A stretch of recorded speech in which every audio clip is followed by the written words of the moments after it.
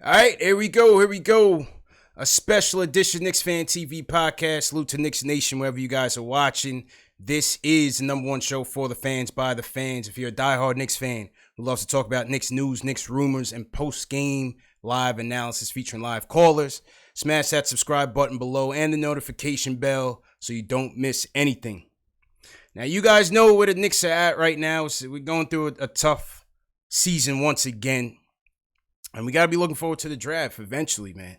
And there's two players down in Australia, down in the NBL, that I wanted to take a closer look at, and that was LaMelo Ball, and that was RJ Hampton. And the one person who I wanted to invite on the show knows these guys very well. He's a former EBC, former New York City basketball legend. Formerly of the NBL. He's now the voice of the NBL, and he goes by the name of Corey Homicide Williams. Homicide, how you feeling tonight, man? Thanks for coming on the show. What's going on? How you doing? Happy New Year. How's everything? I mean, as a Knicks fan, you know, it's always rough, man. But listen, things could be worse, man. But before we get into basketball, man, let me ask you, you know, you're down there in Australia. You have the wildfires and things going on. How have things been, going for you and the community down there? Well, it's very unfortunate with everything that's going on, and it's as bad as it looks. You know, I personally, in Melbourne, we are not affected by what's going on with the fires. However, the country is bad. You know, it's bad. The areas that it's in, it's really bad, but the country's coming together. You know, people are raising money. People are, bringing awareness. You know, players are stepping up. Athletes are stepping up. Everybody is stepping up, but everybody with platforms are using their platforms for the greater good and increasing awareness and raising money and donating. So, even if you don't have a big platform, everything helps, whether you donate clothes, whether it's money, or just sharing information to people in the world, because right now Australia needs it. So my prayers and my heart goes out to everyone that's affected, and hopefully it can turn around for the better. Well said, man. And as you said, you're using your platform for the good to raise that awareness. So I definitely commend you on that. And salute to all our Australian fans. Like I told you before we started the show, we got a lot of fans from Australia that tune in on a nightly basis, man. So they were certainly looking forward to this podcast as well. So everybody down there in Australia, definitely keep your head up, and we hope all is well. All right, Homicide, man. You know this kid better than anybody. You've been in this kid's corner for quite some time, since he signed in the NBL. I mean, this kid needs no introduction, but LaMelo Ball, man, what's been your impressions of LaMelo so far in his rookie season in the NBL? Well, funny you said that in the beginning. I've been in this corner from the jump. Actually, I wasn't in his corner, and I did not believe he was going to come here and do well. Yeah. This is one of the best professional leagues in the world. And what I say about that, true basketball has that no international basketball. I want to give a little bit of history about myself and why I state this. I played professional for 14 years all over the world, right? And I understand league strengths and weaknesses. Why I say the NBL is one of the strongest leagues in the world is because it's unpredictable who's going to win. There's no guarantee the team in first place is going to win if they're playing the last place team. Right. For example, Illawarra Hawks dead last. That's LaMelo's team. He plays for Illawarra, right? Right. Okay. Right. LaMelo hasn't played in about 4 weeks. He's resting his foot. He has a minor foot issue, so he wants to rest it to make sure he's 100%. However, they're in last place. They beat the Sydney Kings last week. That goes to show you, when you're full strength, you can lose to the worst team. The competition is even. There's a lot of leagues in the world where, for example, you can go play in the French league, you can go play in the Greek league, you can go play in the Russian league. The top half of the league, let's say there's 10 to 15 teams in these leagues. The top half of the league is good. Maybe the top 6 teams in the league is good.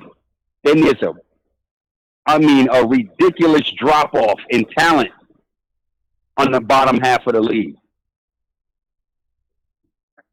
Australian League. If first place team could lose to the 8th place team, lose to the 7th place team. Yeah. This is what happened last week. It's no bluff. I'm just telling you how talented the league is. It's even. So there's just no walk in the park. You know, you practice once a day. There's teams in Europe where you practice, okay, and you may not get paid. Where's the fun in that? You understand what I'm saying? Yeah. You can't tell me a league is competitive. I want to get paid. I want to get my money. I got bills to pay. So don't tell me about, and no disrespect to it, but don't tell me, and not you, but in general, don't tell me the strength of this league because it's Europe that it's automatically better. You know what I mean? That's not the case anymore. This league is blowing up. This league is hot, and the talent, I can talk to my faces. The talent has to speak for itself. The national team, Australia is the 3rd best team ranked in the world. They didn't even medal last year in World Cup. They lost to France. Yeah, they did. And France is 4th place right now. You understand what I'm saying? Mm-hmm. Ben Simmons is the next superstar that's Australian. You got Dellavedova. You got Patty Mills. You got Joe Ingles. You got Aaron Baines. You know? There's a lot of other Aussies that are in the NBA that are respected. You know, so basketball all in Australia is popping right now. Now, back to LaMelo Ball. Yeah. I figured there's no way in hell. First of all, I don't believe in mixtapes. I don't believe that a high school kid can come to this pro league playing against men that has children and have to pay their mortgages. Is going to allow a high school kid to come in and bust their ass. I just don't believe that. I would allow a little kid to come bust my ass. So I did not believe that hype was real, is my point. So you saw okay? LaVar, I respect him as a father. I respect everything he's done for his children, the platform that he's created. And, you know, many people feel like it's distasteful. He ODs. You know what I'm saying? But it is what it is. He's pushing his kids. And the fact that he's pushing it from the front has given him a platform. We saw what happened to what's the first ball brother name?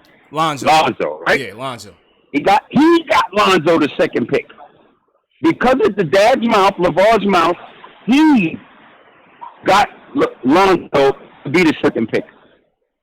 Or the 3rd pick in the draft, whichever one it was. But all you can do is get your kid there. Your kid got a man. I felt that because he continued to talk about Lonzo, it casted a bad shade on Lonzo. It casted a bad shade on Jello. It casted a bad shade on Melo. So I also got caught up in all of that media and all of that. So with all of that, I was like, there's no way he is going to work in Australia. The best Jermaine Jackson, former 15, 16-year pro, came over with LaMelo Ball. He played overseas internationally. He understands the blueprint and of international basketball and how it goes. LaVar Ball did not come with his son. Melo came over here with his mind right and expect Jimmy. I grilled him when he came on our show. We got a show that's called NBL Overtime, and it's on ESPN. It's our magazine show. I grilled him. I said, there's no way it's going to work. I said, do you understand you playing against grown men? They got to pay. I was listening to that. You think you're going to allow those highlights to work? LaMelo Ball started at number 46 on the mock draft. He's now the number 1 pick.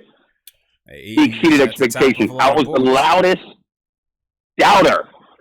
So the kid started proving all the doubters and naysayers, beginning with me, wrong. So I began to be the biggest advocate because that's what you're supposed to do. If I could talk shit about a person, and they prove me wrong, I should be the loudest advocate. That's how I became a believer. He made me a believer. Hell of a talent, incredible talent. What he's doing for his age in the league that he's doing it in, and better every game. How do I not commend that? How do I not push it? How do I not talk about it? How do I not praise it? Well, one thing for sure, you definitely see his maturity standing bright. I mean, as you said, his father really pushed him at all levels. The high school level, I think he skipped the grade. I think he was playing varsity at a junior varsity age. He playing over in Lithuania, going to Spire and playing, and then coming here to the NBL. And it seems like you said, he's handling it very well at a young 18. I mean, check this out. The head coach at Spire Academy is his mentor and manager right now, Jermaine Jackson. That's who's with him. He actually spends more time and lives with Jermaine in America. So they're inseparable. That's a match made in heaven. Because think about this. LaVar is a control freak. How the hell can LaVar just kick back and relax and not say a word all season about his son who's projected number one? He believes and understands what Jermaine is doing, is my point. Let me kick back. Jermaine is like, Pops, I got him. Got the young fella. Let me do what I do. He's going to play, and we good from there. And it's worked out in that manner. You know what I mean? Jermaine Jackson, for those who don't know, former Knick. He played with the Knicks. When Jalen Rose was there, when Steph was there. He played in Philly with AI. He played with the Bucks with Glenn Robinson, and the big dog was there. He played with Toronto. He was a journeyman. He bounced around, but he understands from an underdog perspective. That's exactly who you would want to be with your son, because right now your son is an underdog. And it's worked out. The late 2 a.m. workouts in the gym, day of the game, day after the game, putting in extra shots, the unseen hours. That's what has to happen when you are trying to be the number one pick. All right? The last 2 games he finished with triple doubles. Yeah. What do you have? 3 straight triple doubles or 2? He had 2 straight triple doubles, right? The first triple double he had, the youngest player in the history of the NBL to get it. Then he backs it up the following game. With another triple double. What history of the NBL to get back-to-back triple doubles in a 40-minute game? He's averaging 17, 7.5 rebounds, and 7 assists. Yeah. Now, how about the shooting percentage, though? How about the shooting percentage? He's averaging 37% from the field, 25% from 3. Let's go into his skill sets a little bit. From that vantage, let's go into the skill set. It seems like his shooting needs some work. What's your take on that? I mean, of course. What player coming from high school, jumping to the pros, is going to be shooting a point guard? Going to be shooting 50+% or 40-something%. That's not going to happen. You're playing at a higher level. Yeah. That's why you're here with the Next Stars program. To technically get your ass bust and get better. We know what he has to work on. His three ball, to knock the 3 ball down at a higher clip and a consistent basis. Aaron Brooks was here. After Aaron Brooks left, he shot the 3 ball better. So technically, he's shooting the 3 ball better since Aaron Brooks left. So we're going to talk about his last 6 games. He's shooting the ball at a higher clip. So he's improved. That's where he has to continue to improve. My opinion, upper body strength, he's hit the weight room. He's looking better. He's going to have to get, I'm pretty sure, a little bit quicker to guard those quicker point guards. But what he does exceptionally well right now, reading defense, in terms of offense, passing the ball, exceptional. His vision seems exceptional. You can't double him. He can shoot over. Seems ridiculous. The way I look at it is the guy that he reminds me of, like Penny Hardaway. Oof, that was my favorite player, man. Penny was my guy, man. You know what I mean? Like that's who he reminds me of. Wow. I feel he's a generational point guard. You know what I mean? We haven't seen a guy like this since like a Penny. Once he started knocking down the 3, and the thing is, he's in the lab working on it. There's not too many guys coming from high school and go to the next level. He's not going high school, college. He's going high school straight pro. Yeah. You're supposed to struggle a little bit. Yeah. So the point is, at that point, show your ability to get better and be consistent. That's why he's here. That's why this Next Stars initiative has been created. That's the NBL's program to get potential one-and-done kids who wants to skip college, and go pro. Come here. It's kind of like boot camp, so to speak. It's almost like going to the G League instead of going to college for one season, then get drafted. Yeah. So that's kind of like the NBL's way of kind of combating what the G League is trying to do with the one and dones and so forth. That's interesting. Yeah, I mean, think about it. You have an opportunity to go to a country that's beautiful. One, two, the closest thing to out the country. One of the best pro leagues in the world, and it's geared towards getting you better. And think about this. You know, we all know what the situation is with college, and I'm solely speaking about kids that are one-and-done players. The reality is they're not going to college. Yeah. Why not come jump in a pro league that's going to challenge you and get a head start? So guess what? A lot of mistakes that you would make your initial rookie season, you're getting the kinks out right now because you're playing in a pro league. Your transition, I guarantee, will be better. These are one-and-done players I'm talking about. Yeah. Especially guards. It's a guards league. So you're playing against top guards every night. Some of them are on the fringe that can be NBA players. So why not go against Bryce Cotton? Why not go against Casper Whale? Why not go against Jerome Randall? Why not go against Scott Machado, who just finished with the Lakers last year? Yeah. Who potentially, New York in the building, who potentially could be MVP of the league this year. How about LaMelo's defense against some of those guys? In that game, how about this? In the game with Scott Machado, he gave Scott Machado 32. He gave him the first triple-double.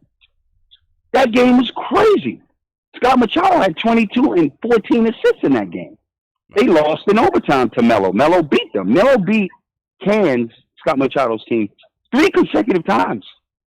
Now, I'm going to tell you this. He played against a guy that just finished playing with the Lakers last season.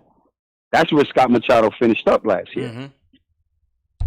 It's not a coincidence Melo put up those big numbers against a guy that – you know what I'm saying? So he's like, yo, this dude played with Braun last year with the Lakers. He a legit pro guard, NBA guard. He went harder against him is my point. How about the defensive end? What do you think about this LaMelo's defense so far against some of these guards that you just named? It's gotten better as the year progressed, as it should. Again, when you come from playing in high school, think about this, man. Kid done played AAU and when he's shooting 30, 50, 40 shots a game, right? Mm-hmm. Is he really playing defense, man? Yeah. Come on, man. You ain't playing no real D. Because nobody's worrying about defense in high school. Now, when you're a superstar kid like that, he just started to learn how to play defense. He just started to learn how to play fundamental basketball. He's gotten better. And I'll put it to you like this. He ain't getting his ass bust on D. I ain't see nobody light his ass up yet, and I watch every game. Okay. Very important. That's true story, man. Hey, listen, man. From what I see, I like this kid's court vision, man. This kid just seems like it's just his instincts just come naturally. Oh, his instincts definitely come natural. I mean, his IQ is through the roof. Yeah. You could just watch the game, the way he's reading plays way before it happens. Yeah, he's 2 steps ahead. He's dangerous out of a pick and roll. He's a great passer. He's an even better finisher. You put him in a pick and roll, 1-5, 1-4, plays are going to happen. He's going to make the right play. I'm imagining him and Mitchell Robinson going off right now. That would be a beautiful thing to see. It's about 3-1. You know what I mean? He takes care of the ball. So when you have a guy, like the first thing you want as a point guard is to be able to handle the ball under pressure. Second thing is make sound decisions. Third thing, make sound decisions under pressure. Get us a shot. Create off the dribble. He can do that. Run an offense in a pro set. He can do that. I ain't worried. Look, if I'm a GM, I'm not worrying about wins and losses with the high school kid running a pro set. I want to make sure you can get these shots off. Okay? Yeah, his team is in last place.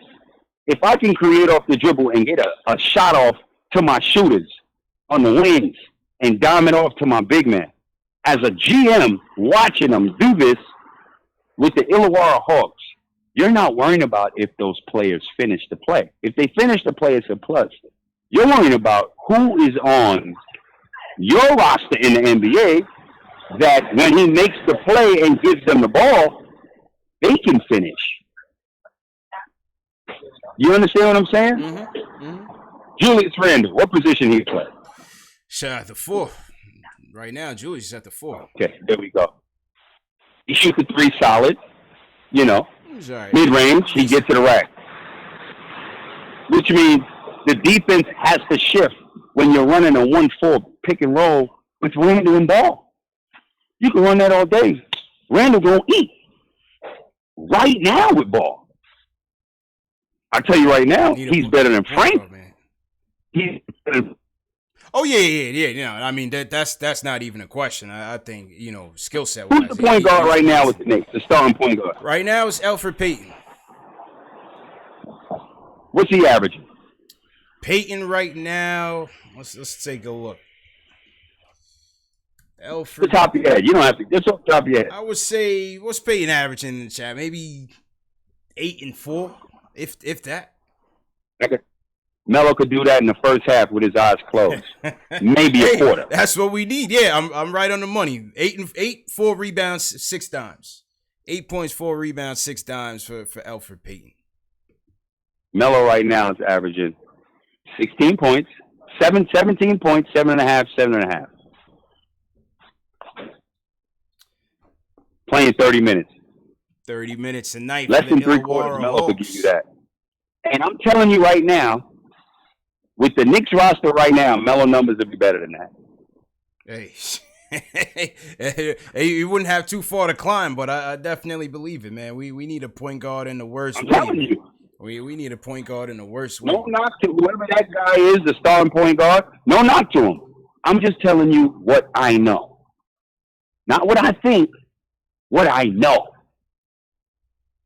Yeah, you selling people in the chat, man. I think we got some Melo fans in the chat. I'm telling you, no hype, no cap, no nothing. Again, you have to remember, let's back this tape up 10 minutes. I started to you saying I was not a fan. I was not with the hype. I did not believe in the kid. All right? I'm a New Yorker. EX all day. I know who. I played it. I know what I'm seeing. You're saying this is the real deal, man. Okay. Now you also reported that you also reported that he's got $100 million sneaker deal on the table, man. I know where did that come from? I know what I'm looking at. I don't know if you heard me. I said you also had reported the $100 million sneaker deal, man. Any hints on that? Is it a known brand? Is it a upstart sneaker company? It's definitely a known brand. It's a known brand. I can't say the name. My source told me not to say the name. It is, however, that's a fact. It is a fact. This ain't hype to push up sneaker prices from another brand. This is a fact. And they're going to do whatever they're going to do, whatever it takes in their power to ensure they do not lose this kid. So, still there? That was incredible in itself. I mean, think about this, right? I had a conversation on another media outlet in Australia, and No one's never seen a kid like this before. I said this kid reminds me of the hype that he has and the popularity that he has. He's like a Kardashian that actually like has talent. And no disrespect to the Kardashians, I'm just saying this is a kid in high school with 5 million followers. We ever seen that before? Yeah, I mean, you know, the younger kids, their brand, they started with Overtime. You know, Overtime blew this kid up. I don't know. I'm not home. You tell me. That's definitely the Generation Z impact and Overtime and all of that. You know, they've been trailing these kids for I'm just asking, who have you seen with 5 million followers? Yeah, it's impressive. It's impressive, man. I'm curious to see how him and RJ, him and Mitch would fit. But like I said, this kid, offensively, he definitely has a total package. Like you said, we'll see how the defense and the shooting comes along. Let me reset real quick. Let me salute to everybody in the chat once again. This is a special edition Knicks Fan TV podcast. Salute to everybody in the chat. CP from Knicks Fan TV on the line right now, checking in all the way from Australia. Homicide, where you at? You're in Melbourne? Yeah, I'm in Melbourne. Melbourne, Australia. We got Corey Homicide Williams, the voice of the NBL on here. And, hey, he's selling you on LaMelo Ball. He's definitely selling me. But everybody in the BX, if you're from the BX, throw BX in the chat. Bronx, stand up. All right, Homicide, let's go to RJ Hampton, man. He's another kid that, like LaMelo, kind of became a trailblazer, you know, going to the NBL, skipping college, going into the NBL. How do you see his game kind of translating, and what do you think his skill sets are? First of all, his incredible thing about RJ. RJ graduated high school in 3 years, so technically he'd be a senior right now in high school. That's going to be tough. He graduated in 3 years and 2 months, as mother told me. I was shocked when I found that out, and I actually found that out about a month ago. So say that again. You were kind of breaking up. You said he graduated from high school early? You were kind of breaking up before that. He graduated from high school in 3 years and 2 months, his mother told me. So technically, he would be a senior in high school this year, right now. He opted to forego his senior year in high school because he felt he was ready for either college or the NBL. He said, I want a better challenge. I want a bigger challenge. I want to go to the NBL. He came to the NBL first. That's Melo came after him. So he, this year, with this generation, made a huge impact and a decision when they both went to the jump on ESPN and announced they're foregoing college and going pro in Australia. So that was incredible in itself.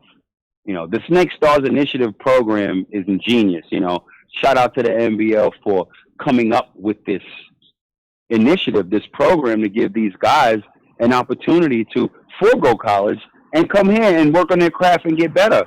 You know, 2 years ago, Terrence Ferguson was the first guy that did that. And after the season, he got drafted by OKC.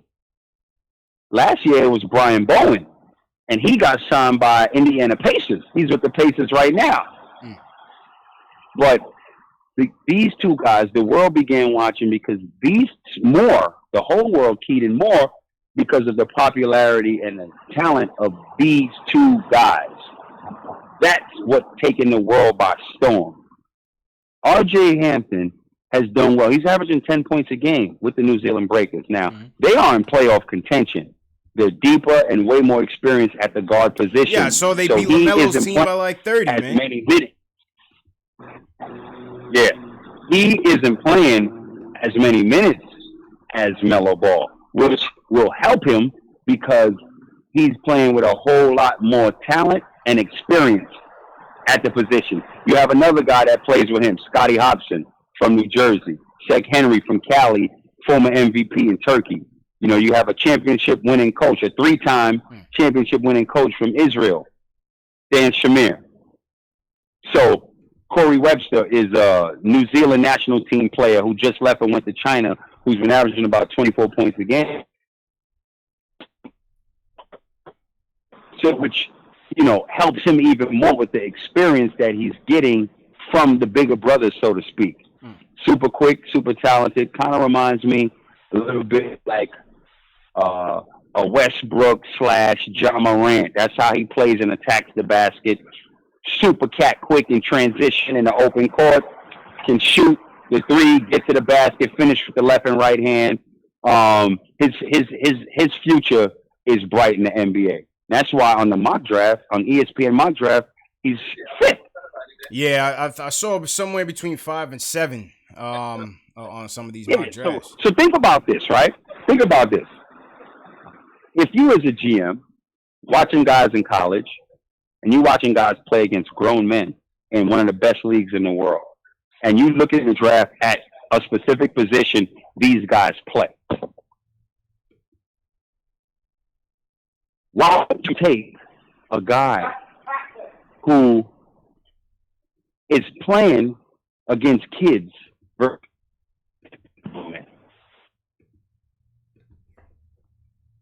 unless he is literally destroying the NCAA? If it's kind of, I don't know, I'm not sure. Why would you go with the guy playing against kids versus guys that's... Well, I got to tell you, man, that the guy I like right now is Anthony Edwards, and not necessarily a point guard, but I just feel like fit for the Knicks. Of course, we need a point guard, but Anthony Edwards, man, to me, he's the top talent in the draft. I think that kid has to come to the Knicks. I know he's a dog. He is definitely a dog. So from what I'm seeing on the boards, Anthony Edwards, an amazing talent, kind of reminds you of a Dwayne Wade, Spider Mitchell, right? Hell yeah, that type of talent. You know, you got James Wiseman, who didn't play all year. You got R.J. Hampton in fifth, and fourth, you got Cole Anthony that's out in. Yeah, Cole Anthony's out. Hasn't even played all year, which is very unfortunate for Cole Anthony. Hopefully he gets better. Obviously, New York in the building. Son of Greg Anthony, former Knick. I hope that, he gets healthy and comes back stronger.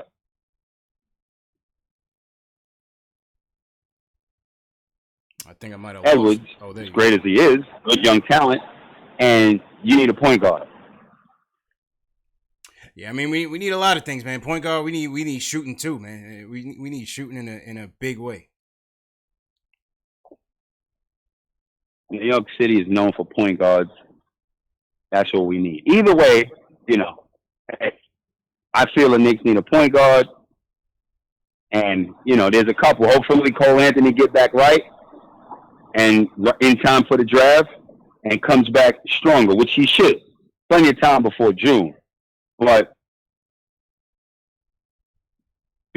Melo's number one because of what he's doing in a pro league against men. And those type of numbers, you can't deny those numbers. That's a fact, man. How about R.J. Hampton's? Not for a guy that just turned 18 years old. Yeah, it's true. So a young 18, just turned 18. How about R.J. Hampton? Baby, man. Things to work on for R.J. Hampton. What do you see there that he needs to work on at the next level?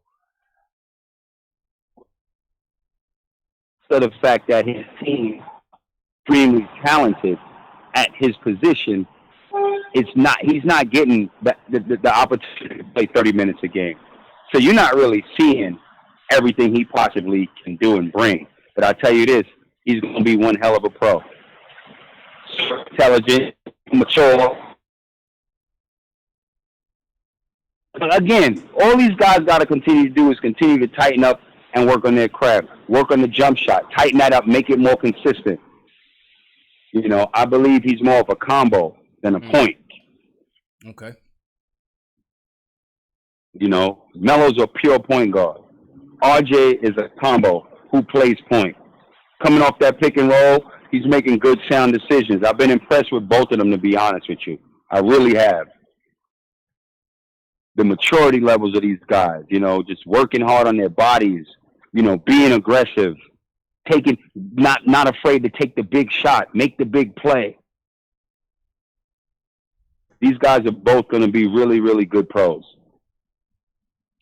Hey, as you said, man, they definitely look like they have the maturity. Let's see what happens as the NBL playoffs take set shortly. See if LaMelo can lead his team into there. How many teams is in the league? 8, 9? How many teams in the NBL? 9. Only 4 make it. Okay.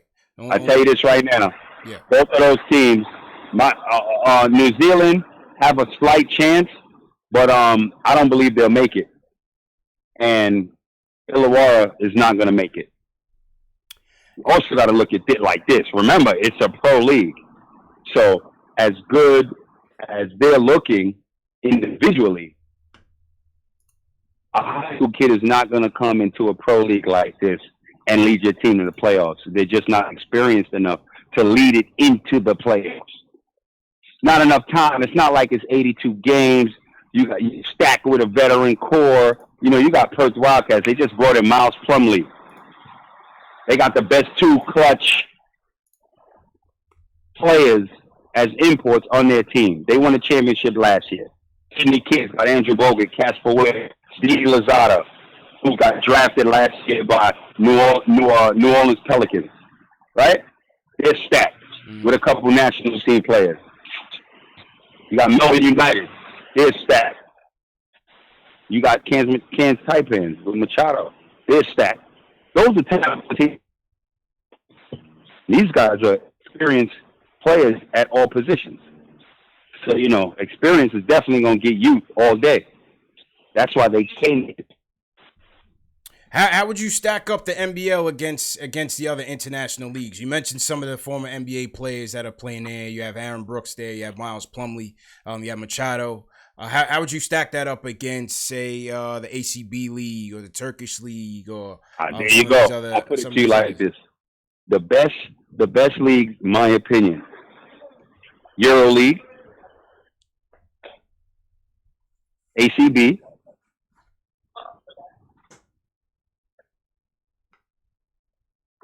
Turkish league is a good league.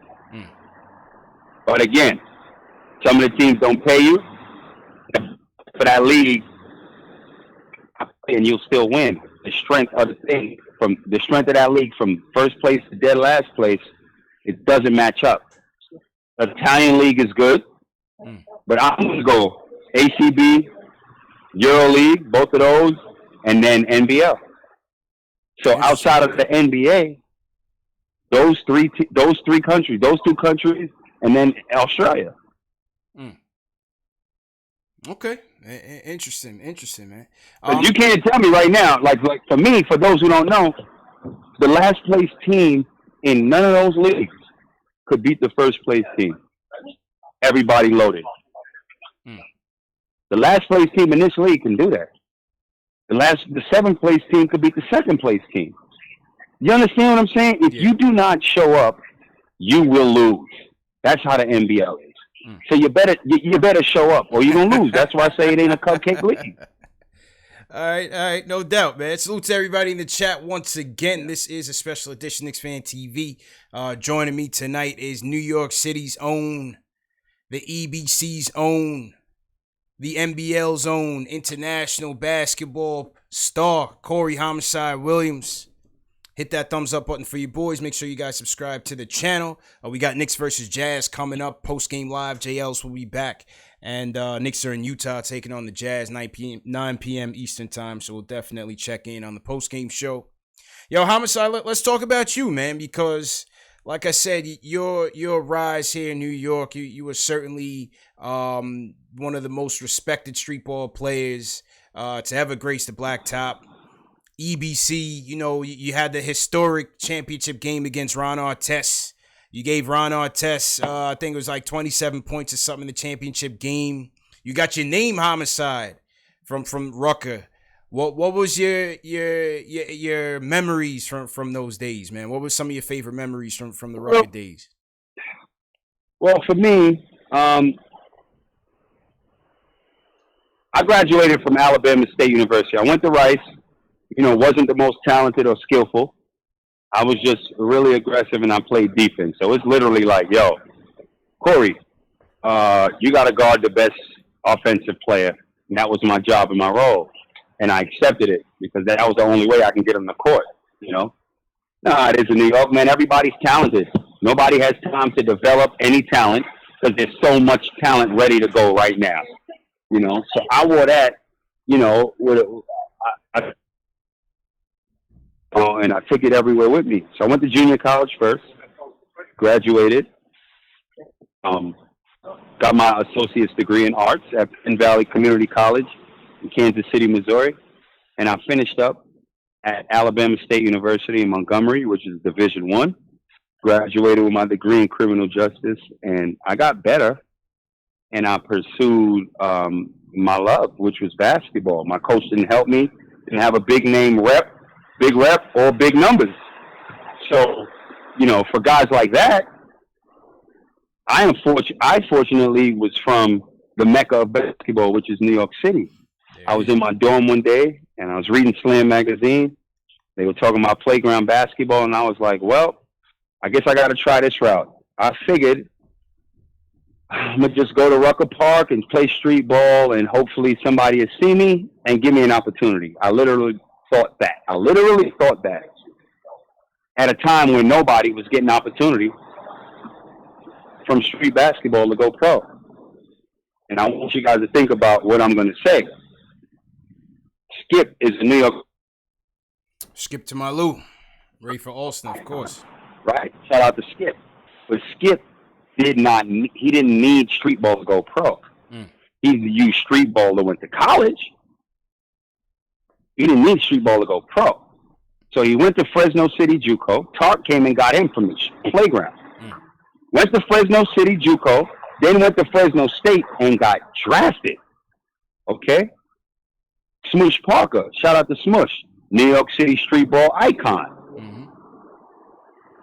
Smoosh didn't need street ball to go pro.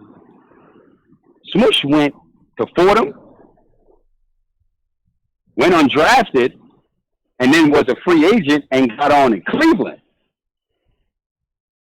You tell me somebody they ever grabbed from the playground, the park, to get him an opportunity. That's what my mission was. That's trying to win the lotto. But that happens when you're naive and don't know any better. You know? What I had to do was play every playground game in the park like it was my last. I came back better than I left high school. High school, I didn't have a name.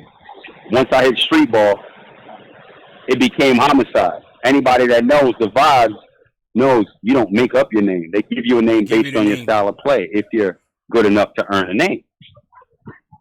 That was summer 2000. So I literally had to kill the streets to get a look. Ended up getting a look like 4 or 5 years later, and I got a shot straight to Toronto Raptors from the park. Right, and that was in 05. 05 you tried out for the Raptors. I gave, Ron Artest, shout out to Ron, 27. It was the year he was Defensive Player of the Year in the NBA with Indiana. Tony Rosa brought him uptown to Rucker to guard me. That was a hell of an effort. That wasn't easy. Obviously, Ron, a.k.a. True Warrior, but mentally what that did for me was allow me to know if the Defensive Player of the Year couldn't stop me from getting mines, nobody could. And those were the days when the competition was serious, man. I mean, the Rucker now it's not even Player of the Year. It's a shell of itself, man. Unfortunately, I mean, rest in peace to Greg Marius for sure. Those days it was nothing like it, man. You had Hannibal, Hannibal coming in with the robes and the championship belts and the boys and all of that. You have to understand, this was happening at every park. It wasn't just Rucker. Yeah. It was Dykeman. It was Kingdom. It was West Fork. Whoever was on me, I would average. Minimum, I'm walking out the park with 30 points. Let me tell you what my key was that allowed me to get the exposure. A lot of people be like, yo, Homicide was a nut. He shoot every time he touch it. What the fuck am I going in the park for? To win a championship? Huh? Fuck out here. I don't win a championship in the park. You go to kill. Can you ask me right? Answer this question. Who's the all-time winningest player in the NBA? All-time winning, yeah, of course. Rings, yeah, of course. 11 chips, right? 11. Yeah. Tell me the all-time winning player in street ball. Who's that, you? Nobody knows because nobody fucking cares. Nobody cares. Tell me the all-time scoring champion in NBA history. it goes. Kareem Abdul-Jabbar. Yeah, man. Kareem's I'll at tell the you. top. Kareem Abdul-Jabbar. Tell me the all-time scorer in streetball. Nobody fucking cares. Okay? Yeah, it's a family, it's a family show, man. It's a family show. Tell me the guy. Just watch the cursing. Just watch the cursing. Tell me the guy that gave an NBA player 40, 50. They'll remember that. You're right. They'll talk about that for decades. That was my blueprint. I'm going to go out here. I'm going to find a team that has B and C and D level talent. And shine. And I'm going to play against the NBA guy. I'm going to take 20, 25 shots per game. Maybe 30. 30 points or 30 shots, whatever comes first. And that's how I would bust big name players on their ass. Because if you stack with a crew, can you shoot 30 shots on your team? Yeah. No. True. Because all those other players that are just as good or better than you is going to be mad. Right? But I can shoot all day. That's how you get 30, 40, and 50. I didn't care about if I lost in playground basketball. My goal was not to be a championship-winning street ball player. My goal was bigger. But I knew I had to put up buckets to get the recognition. Yeah. So that was my mission. So now you ended up, you tried out for the Raptors in 05. This was Jalen Rose, Chris Bosh was on the team. What was it? What was that experience like for you? Well, describe how that experience was awesome. But I had tryouts. Like I was doing things like going to open tryouts for the Denver Nuggets. Like where they do an open tryout, the guy that wins gets an opportunity to go to minicamp for NBA Summer League. I would exhaust every opportunity known to man to try to get a shot to play pro. I was still playing overseas, but I had low-level jobs. I was still going overseas in the wintertime. But it was low-level gigs. But summertime was how I kept heating my name up, keeping my name hot in the streets, getting magazine looks. People, I was two different people. I swear to you I was. I was Corey Williams to some people, and I was Homicide. Homicide. When I go play overseas, people don't know Corey Williams. People know Homicide because of what I was doing. So I was like, look, I got to keep heating the streets up. That's where I'm going to get my shot to play against NBA players and show what I can do. That's where the playing field is even. Because guess what? When you go into the NBA arena, I don't give a fuck about street ball. That's just to get me in there. Then I got to show I can play point guard. I'm going for a third string spot. That's the reality of it. Okay? I'm a 20-20 player. You know what that means? They will put you in the game if you up 20 or down 20. I'm going in as a backup on some Jamie Foxx any given Sunday shit. That's the reality of it. That's the reality. I ain't a big name. I ain't a draft pick. So you'll be lucky if you can get the third spot. That's the reality. So when you know that, you have to prepare for what you're trying to get to. So now you get a shot to get in there. Don't try to go in there, go one-on-one, and they expect that. Because you're labeled a street ball player. You have to show them you can fundamentally run a team, set good screens, create for others, pick up full court, turn the offensive player 3 times before you hit half court. That's the shit they don't teach you. That's the shit you got to know. Winning to Toronto, I was last cut. My competition got beat out. I didn't make it because a player was injured, which was Alvin Williams. The doctor said he was able to play at the time. Doctor said he wouldn't be able to play. I'd have a Raptors uniform. Yeah, I remember Alvin Williams. He dropped a couple buckets on the Knicks in the playoffs. I remember him as the point guard of the Raptors. That's how it went. It was three guards, okay? You had Mike James. You had Jose. Shout out to Mike James from Long Island, Amityville Horror. Yeah, man. You had Mike James was that boy. You had Jose Calderon, who just came from Spain, and you had Alvin Williams that didn't play for the last year and a half because he had knee issues. So they brought in 3 point guards, myself, Pierre Brown, Robert Pack. The best of the 3 to make it will sign with the Raptors on their opening season roster if the doctors say Alvin Williams cannot play. Robert Pack and Pierre Brown got waived. I was still there. Alvin Williams, obviously, a little older, knee issues, still trying to play. He felt he had, some game left. And the doctor said he was able to play. That's how I got waived. Damn. So, I walked away with, that also helps you when you go to. I walked away with my head up high knowing I was good enough. It was just, timing wasn't right. Just timing wasn't Very right. So no regrets at the end of the day. all. No regrets on it. Didn't do what you had to do. I went to the NBA D League at the time. Now it's called the G League. And I won a championship as the starting point guard. My resume got better. I started playing overseas. Got better agent. Salary got better. And I took that and ran with it. And that's my story in a nutshell. I think a lot of people some people feel if you don't make the NBA, life is over. Man, that's bullshit. It all spend the same. Everybody can't make it. Go abroad, build your lane, create your lane, build your story. Yeah, and at the end, go ahead. Finish your and at the end of the day, what's happening today, I am truly grateful for. Okay? I'm doing nothing different than a Stephen A. Smith, and a Chauncey Billups, and Jalen Rose, Shannon Sharp, Paul Pierce, Barkley. I get paid to talk about the game that I love in the hottest league in the world.